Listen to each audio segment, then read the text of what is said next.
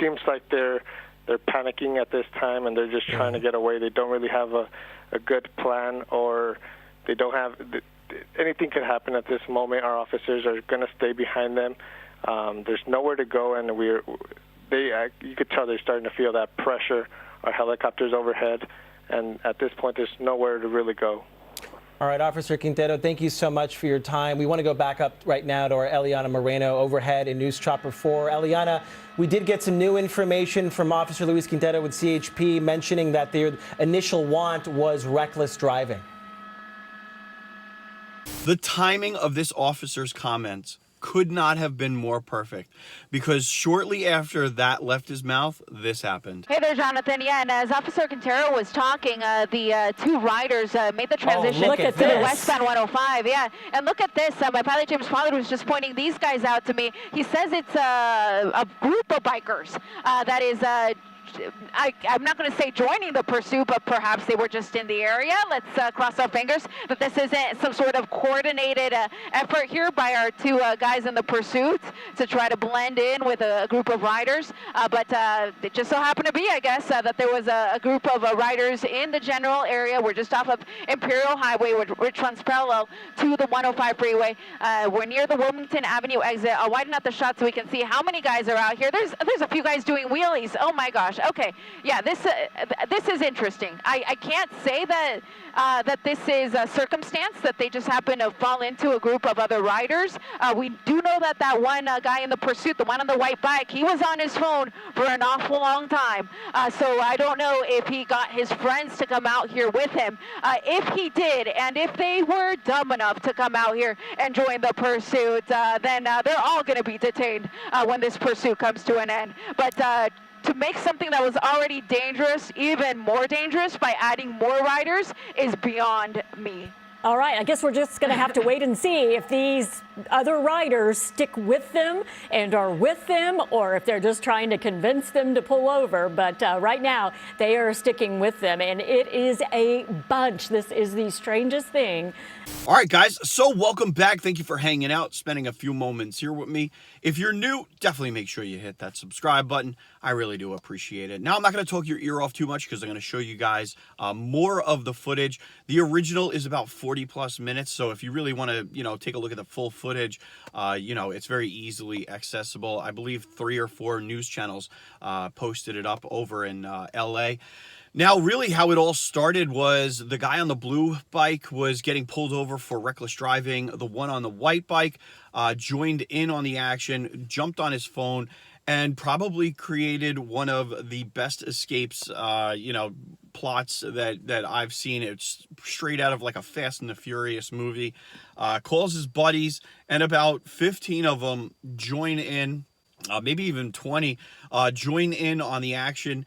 And really, there's nothing that law enforcement can do at that point. Wondered about this, Eliana. I meant to bring this up earlier. We've seen crazy things like this happen, where they pull over and get gas right in the middle of a chase, and then they're good for another 50 to 80 miles. And no, they're clearly with these people. This is not a coincidence. No, it's not.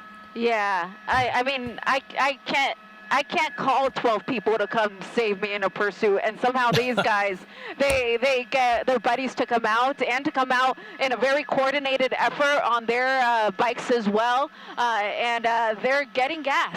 They really are getting gas. How can this be possible? Well, there's no units here. Well, they haven't paid for anything yet. We've got the helicopters overhead. Oh, and he's going to pay. This yeah, one so is... the friend is going to pay.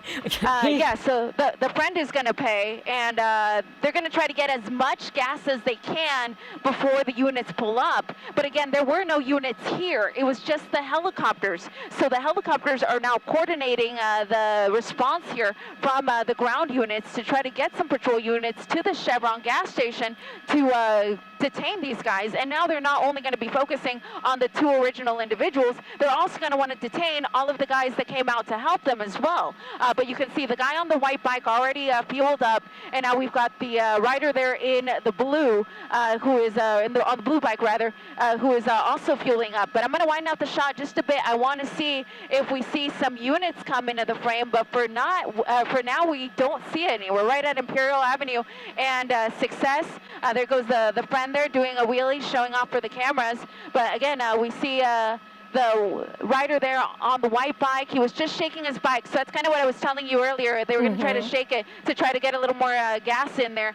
So you see him there moving the bike back and forth. He got some gas. The friend in the blue got some gas as well. And I have a feeling we're going to be back on the road here. And now they've got full tanks, so they might be on the road for a while. They have full tanks, and now we have someone who's now complicit in this. There are more than a dozen people here on motorcycles, and look, he's got a new tank, and now he can do a wheelie. This is one of the most ridiculous things, Eliana, I have ever witnessed. It's pretty ridiculous, but it's also very dangerous, and it changes the whole dynamic for the CHP and for authorities here, because we're dealing with dozens of people now. And you wonder if they're thinking, oh, we have strength in numbers, we can certainly get away, but if anything, now the CHP has more motorcycles to follow. All they need to get is one of these 12 or 14 people who are down there on the ground, and then hopefully have them sing and you know, try to get the other people in trouble as well. They're all complicit. Absolutely. Now. Yeah, absolutely. Any one of these guys can get detained, and the police will ask, well, who are your buddies? And I don't know how good of a friend they are, but I can guarantee you when they're facing possible jail time that they're going to give them their name. And that's when they'll be able to get them, even if they're not able to get them today. But it's really frustrating, more than anything, to see the efforts that the CHP and the LA County Sheriff's Department has gone through in the last hour or so to try to detain these guys. And I could almost see the light at the end of the tunnel, because I was thinking they're probably going to run out of gas here and this is going to be over. The danger that they're posing to everyone on the roadway will have passed. But now that they've got full tanks and now they've got an army behind them, it really makes it more difficult for law enforcement. They're still good to go. They've got full tanks, and they've got a little army here on Imperial Highway in the South Los Angeles area. Eliana, if they stay on Imperial Highway, they're going to hit LAX eventually. How does that complicate things, given that the chase is really happening from only the air? It will complicate things, because then we're going to have those flight restrictions with LAX, and even for the police ships, it can be a problem. Sometimes the LAX controller, even though they want to allow them in, they can't. Sometimes they have too many planes landing or taking off, and it's just simply impossible. So that is a time when it might be possible for them to get out of the sight of the law enforcement airship and get away. We've seen a number of pursuits as of late where people will go to LAX, perhaps knowing that the airship can't follow them, and then they go into a parking structure. Now, there's a lot of cameras in those parking structures, and eventually they could figure out where the person went, but at least immediately it is an opportunity for them to get away. Well, we asked what the plan is, and it looks like they're stopped here, and it looks like they were talking. They might be trying to come up with a plan of which direction to go. Who knows? And you mentioned something earlier, Kathy, just about they're just out having fun. Some of them were recording this. They got out off their bikes to record with their cell phones. Obviously, they're going to post this somewhere, and then now they're back out. We want to remind our viewers, you're watching the NBC4 News at 5 o'clock. Okay. We're following this chase, and it would initially involve two dirt bikes wanted for reckless driving that started in the East LA area just before 4 p.m. We've been on the chase since about 4:15, and within the last 20 minutes, we saw those two riders join up with about 16 other, mostly dirt bike riders. There are some ATVs out there. We're now in the South LA area, on Imperial Highway, heading towards the LAX area. And we were concerned about gas and how long they could go. And then sure enough, they drove into a gas station and filled up. We actually saw one of the new riders that joined them slide a card and get them gas. So they're off again. They're doing wheelies. They are circling in and out of traffic, so far staying together.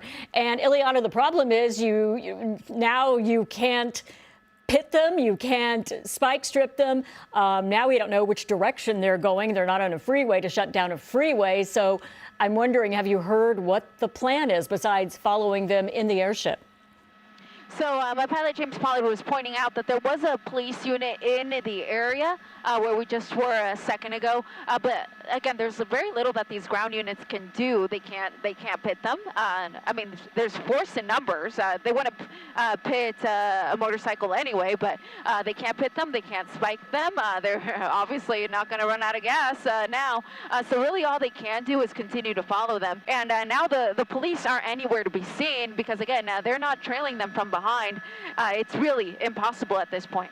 Yeah, and it's really just a spectacle at this point. We wanted to let our viewers know about it because it does pose a danger. They're being reckless, and other drivers are out on the road. But at this point, they're just showing off, and the CHP and we'll continue to follow them. So there will be an outcome here. We will let you know, but we have other important stories that we need to cover today.